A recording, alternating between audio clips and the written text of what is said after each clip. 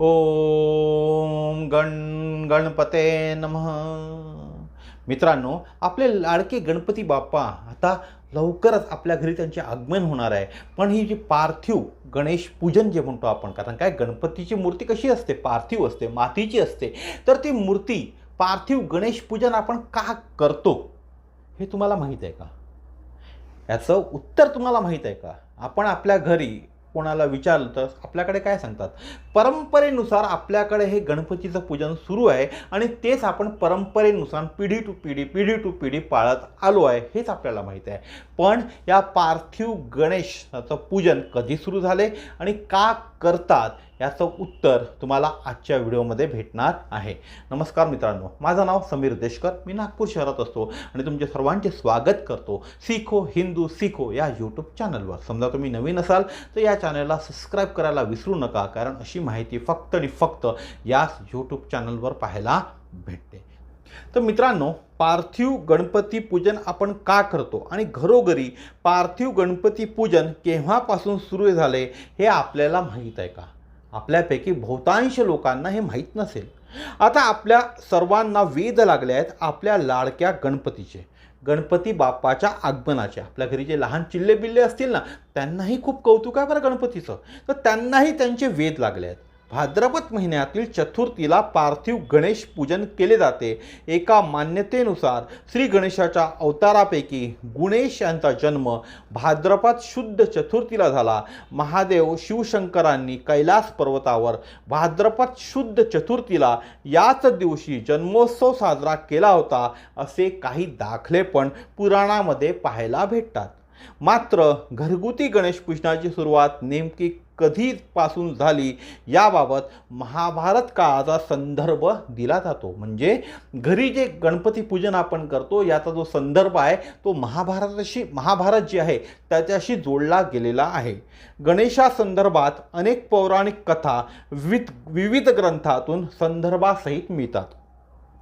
आता घराघरात पार्थिव पूजनाची सुरुवात केव्हापासून झाली असे सांगितले जाते की भगवान वेदव्यास ऋषी यांनी महाभारत हे महाकाव्य रचले होते, परंतु त्यांना त्यांचे लिखाण करणे शक्य होत नव्हते, म्हणून त्यांनी श्री गणेशाची आराधना केली आणि गजानन प्रसन्न झाले व व्यासांनी गणपतीला महाभारत लिहिण्याची विनंती केली।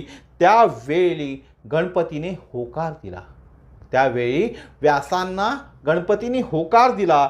महाभारत महर्षी व्यासांनी महादेव आणि पार्वती देवीचे पुत्र गणपतीकडून लिहून घेतले। महाभारताची रचना करताना महर्षी व्यास आणि गणपती यांनी एकमेकांना काही अटी घातल्या होत्या। गणपतीला आपल्या लेखनाच्या गतीबाबत आत्मविश्वास होता। गणपती महर्षी व्यासांना म्हणाले की तुम्ही महाभारत कथा हळूहळू सांगणार असाल तर मला कंटाळा येईल, त्यामुळे तुम्ही न थांबता सलग गोष्ट सांगावी। ही अट आपणास मान्य असेल तरच मी लेखनाची जबाबदारी मान्य करेन, अशी अट गणपतीने व्यासांना घातली। व्यास महर्षी होते। गणपतीच्या अटीवर त्यांनी केवळ स्मित हास्य केले। महर्षी व्यास गणपतीला म्हणाले की आपली अट मला मान्य आहे, मात्र मी सांगितलेल्या वाक्यांचा अर्थ समजला उमगला तरच ते वाक्य लिहून पूर्ण करायचे, अन्यथा अर्थ समजेपर्यंत थांबायचे। अशी अट महर्षींनी गणपतीला ठेवली आणि गणपती तयार झाले आणि त्यांनी महाभारत लेखनाचा श्री गणेशा केला।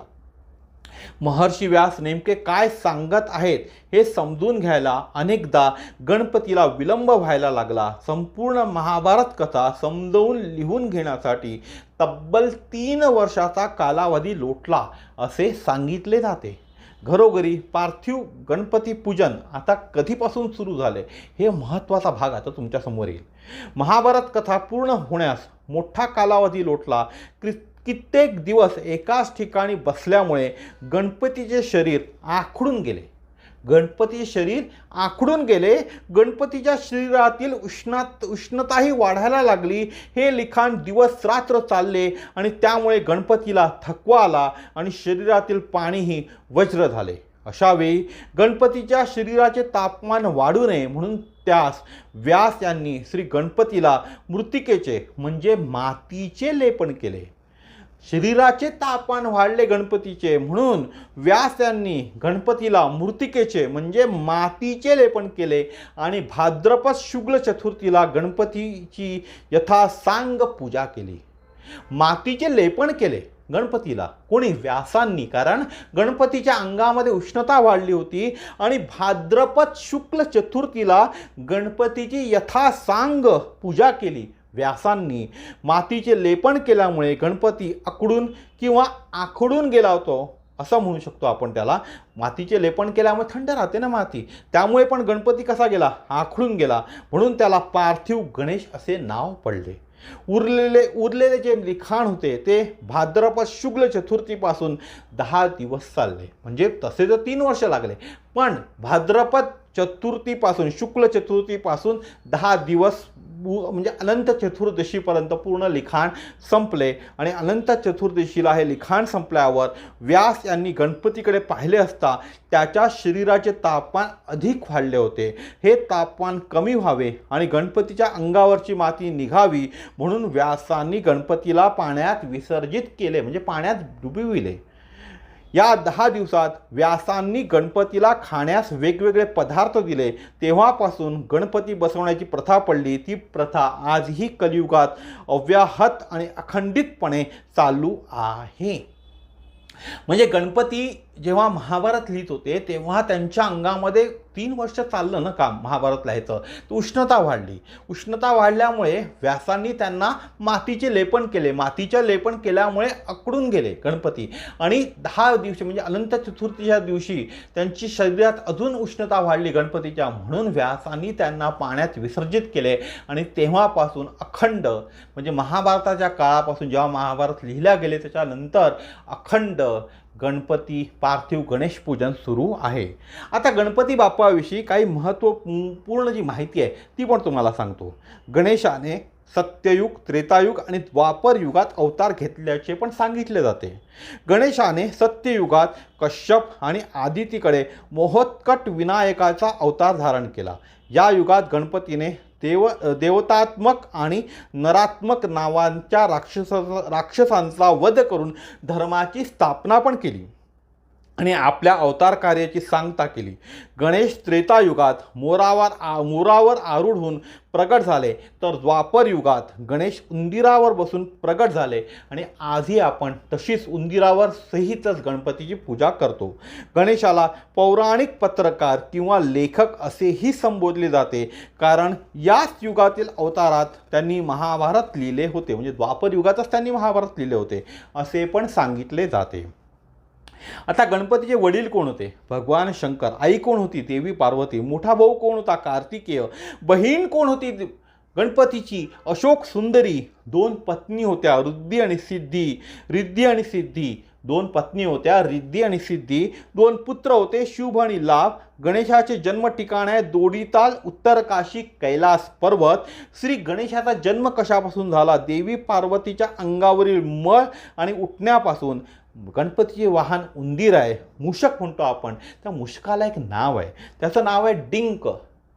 गणपतीच्या मूषकाचे नाव जे तुम्हाला आजपर्यंत कोणी सांगितलं नसेल ते सांगतो. गणपतीच्या मूषकाचे नाव आहे डिंक. शिवमानस पूजेत श्री गणेशाचे नाव आहे प्रणव. गणेशाची पूजा आणि भक्ती करणाऱ्या संप्रदायाचे नाव आहे गाणपत्य. श्री गणेशाला प्रथम पूज्य का म्हणतात? कारण का पहिले आपण गणेशाचाच पूजन करतो ना, तर कोणत्याही कार्याआरंभी अग्रपूजेचा मान असल्यामुळे. बाल गणेशाचा शिरच्छेद कोणी केला? भगवान शंकर. चूक लक्षात येताच त्यांनी गणेशाला कसे पुनर्जीवित केले? हत्तीचे शिर बसवून. श्री गणेशाने महर्षी व्यास रचित महाभारत महाकाव्याच्या निर्मितीत कोणती भूमिका पार पाडली? लेखनिक. आवडता रंग व फुलं कोणते? लाल व जास्वंदीचे. गणेशाला प्रिय असणारे खाद्यपदार्थ कोणते? मोदक आणि लाडू. प्रिय पत्री म्हणजे ज्या आपण पाने वाहतो त्या. दुर्वा आणि शमीपत्र. हातातील मुख्य अस्त्रे कोण आहे? पाश आणि अंकुश. आणि नारद पुराणानुसार श्री गणेशाची मुख्य 12 नावे आहे.